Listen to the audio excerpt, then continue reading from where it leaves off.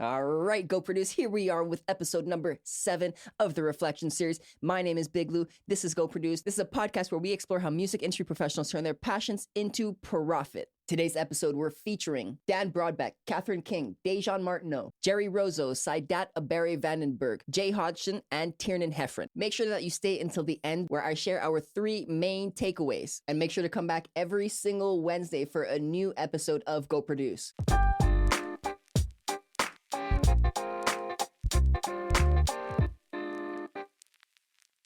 This is Go Produce, turning that passion to profit. This is for those of you who think you got it and want it. Music industry professionals, I'm talking to you. This is the Go Produce podcast. My name is Big Lou. Do you ever wonder how some people make really good music, but other people make really bad music? And then at the same time, the person next to you has a completely different opinion on the different song styles that you like. But let me ask you, what makes a good song? What do you think? Go ahead, let us know in the comments. Music professor Jay Hodgson at the University of Western Ontario tells us what his opinion is on what makes a song good. The very first thing I teach my students is a quote by Claude Debussy, where he says, "Pleasure is the law. Theory is for weaklings." I think a lot of and I think a lot about why we have this emphasis on the technical in teaching this, partially because we're modeling hearing, but it's really the gear is based on models of hearing. So we use language from that area. So when we talk about like 440 hertz, let's say, that feels different than saying pluck that string right there. But it's the same thing. These are musical instruments, and they are used to enact a kind of creativity. Phil Ramone, I think, put it best when he sort of said, I remember it was in an Art of Record Production conference, and he was being interviewed, and he said, if you put 4 or 5 different people behind the same console in the same environment with the same musicians, they're going to produce 4 or 5 totally different sounding things. Mm-hmm. I mean, it's like, and I think about this. So when I teach production to graduate students, because they're a little further along and they can think about creativity, I'll often give them books about art written by artists, because rarely do they get bogged down in this assumption that you have to understand how your brushes were manufactured in order to create great art. And so I think it's a little bit of reassurance. I think that, in the absence of feedback from an industry, over time, you'll find a lot of young people are obsessed with the technique, because it's reassuring to think if I bust off my reverb and if I high pass the reverb and I do this checklist, then I've done a good piece of work. Right. If I have this technical checklist, I've done good work.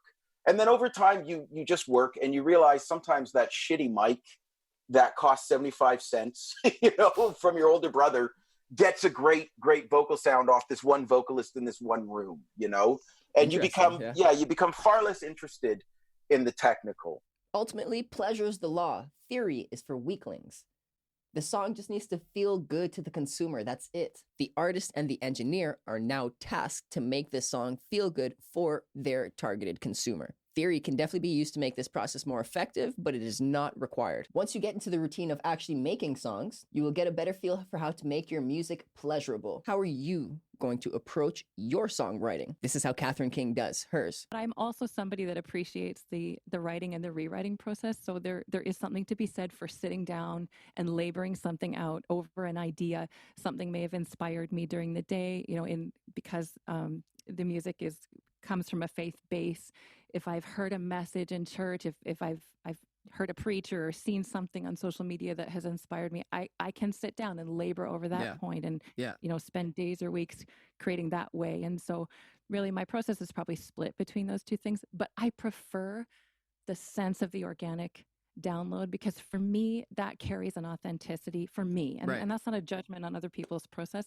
I will never be somebody who could just crank out a song as a product because, hey, this is a great song idea and I'm just going to write it. It has to come from something personal. So are you more of a sit down and pump out an idea because it's time to do work, or organic downloads kind of person? Maybe a little bit of a mix of both. I have to agree with Kathryn that there isn't anything quite like writing to something when you do actually find that inspiration. But I would also like to say that you can take it a step further and go out there and find your inspiration. You can literally find it anywhere. If you struggle with finding inspiration, here's a tip that I've used in order to accelerate how I find mine. I write my journal daily, and I don't write about music per se. I just write a summary of my day, what my thoughts are, what I've done, how I processed it all, and how I felt throughout it. Highlighting any part of your day and reflecting on this will allow you to find moments of inspiration. There are lots of other tricks that I use as well, but this is just one simple trick that I find works. The act of actually writing will help you when you're writing songs. Gerry Rozo shares more on this. I think that as an artist, you cannot stop writing. Like the writing process needs to be constant and consistent, because the more you write, the better you get at it and the best material comes out. So if you just write 2 songs and you just stop, then you're not using your talent as a creative person to develop everything and push the best that can come out of you. I think that if you just have 1 song or 2 songs, it's not as good as if you had 20 songs and you pick the best 2. I think that your chances of success increases exponentially, because you are really pushing out into the world your best, absolute best work. The writing process needs to be constant and consistent. That's why I write every single day in the morning. It's a non-negotiable. I make sure and I do that. And I just process my emotions and I reflect on it. The more you write, the more material you will have. Doesn't necessarily mean you have to use all of this material, but it gives you more options, and it helps you get better as well. You develop your ability as you do more of it. Another tip that I use is a game called object writing. At least I call it a game. And I learned this from a songwriting circle that I participated in a couple of months ago. Big shout out to the songwriting circle. Big shout out to Act So Hard for inviting me to that. But essentially what object writing is, you write for 10 minutes, pen to paper, you can't be typing. And the only rule is you cannot lift your pen off the paper. Just essentially write for 10 minutes, whatever thoughts come into mind. It doesn't have to be a story. It doesn't have to rhyme. There's no real rules. Just write for 10 minutes and see what happens within that 10-minute period. You choose a random word, and that's the topic that you write about. It's very fun to do this in a group environment. If you have 4 or 5 songwriters around you, you all just choose a word. It's the same word, and then you see how differently these stories can come to be once the 10-minute period is complete. This is also a great way to practice writing to no beat. Saidat tells us how she struggles with this. I think everyone has their own formula for how they write music. And we are inspired by others, but we end up creating our own formula. And then we inspire someone else to create their own. So I believe there's a set pattern, but we kind of deviate from that and create our own idea. Okay. Like I have to have music in order to write a song. And it is so frustrating to me, because I've watched other songwriters say, hey, here's the song and this is what we're going to do with it. And I'm like, no, I need the beat first. Yeah. And then I write with the beat. I can't just write on my own. I'll have like a chorus. She said she needs to have a beat before she can actually write the lyrics to it. And to a degree, I feel like that's also me because of how I've written my songs so far up to date. However, I do think that there's a little bit of flexibility in terms of writing something and then creating a beat around it. I haven't gotten to that yet, but the object writing has definitely helped me get to this point. If you do need that beat for inspiration right now, you can go to several different websites, find a couple of different beats. Make sure that you're not just ripping it off the internet. Make sure that you're actually giving the producer whatever they need in return, whether it's just recognition or actually some money if you're trying to release them. But if you're just trying to practice and just write on something, you could just listen to something and then just write your lyrics to it. It's a very simple way and a very easy way and a very cheap way to start practicing. Say you finally find your beat, but now you encounter writer's block. Of course, just your luck, right? What are you going to do now? Dajaun Martineau shares with us how he deals with writer's block. That's where having formulas really helps. Because if you are ever in a point where you are lacking in inspiration, then you can easily just fall back on your formula.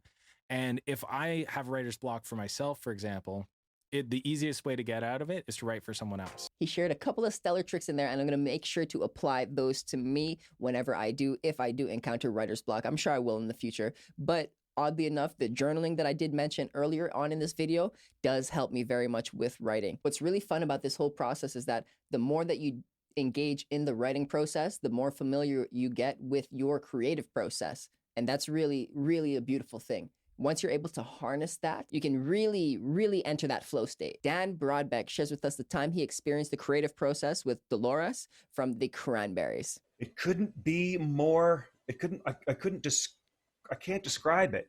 Okay. Because it couldn't be more kind of, if you want to call it organic. I know if you're sitting here in a room I'm sitting in with all this equipment, you can't see it this way. But sometimes it's just a drum beat and you're just playing along. Sometimes it's, if I'm writing with somebody, which I often can do online just because of the distance. And sometimes it's like, oh, I'm feeling this. Oh, okay. How about this chord, or how about this? And it, honestly, the song part takes now 20 minutes. Like, it's not that, because I don't write lyrics. So I think that's one of the things that really, really takes way more time to me. And I envy people that do it well. If somebody's got lyrics ready, or they've got an idea for a lyric, like when I worked with Dolores from the Cranberries, it got down to the point where she'd just play a chord or two, and I'd be at her house and she'd just play a chord and say, what are you thinking? Is this a rock song? Is this like and she'd be like, I don't know, whatever you feel. And she'd leave. And it was like a chord and maybe 3 notes of a melody, sometimes a lyric, but often nothing. And she'd leave go for a jog. And by the time she came back, I was expected to have a song written and recorded. As you're going through your creative process and putting the different puzzle pieces together, and you build your final product, whether it's a song or a mixtape or an EP or an album, whatever it is, you will likely be hit with a wall of relief and hopefully some pride as well, because you should be proud of the work that you've done. As you undergo this process more and more frequently, you have to make sure to have some fun with it. And Tiernan is a pro at this. He showed us what the result of practice is by bringing his energy and giving us some live requests on the episode. This is the first time we've ever done this on the show, and I want to share it with you here. Ed Sheeran. I'm gonna pick up the pieces and build Lego hearts. If things go wrong, we can knock it down. Guitar slightly edging. Go for it. Give me another one. This is fun. How about you were talking about what's the name of the Scottish guy? Talking about Scottish guy. Oh, Lewis Capaldi. There we go. Oh yeah, okay. I fell by the wayside like everyone else. I hate you, but I was just kidding myself. Every moment I started a place, but now that you're gone on the hill, the words that I need to say. You hurt under the surface, like troubled water running cold. Time can heal, but this won't. So, because my parents are sleeping, I'm not going to sing the chorus like I normally would, because I will get in so much trouble if they hear me. Oh, that was amazing. That's awesome. Okay, one last one by one of your Okay, fellow one Irishmen, go. by Hosier. Ooh. Hosier, okay. My love has got humor. She's a giggle at a funeral. There's everybody's disapproval. Should have worshipped her sooner. And if the heavens ever did speak, she's my last true mouthpiece. Every song is getting more bleak. Fresh poison each week. We were born sick. You heard him say it. Meant me to be well. Amen. Amen. Amen. Amen.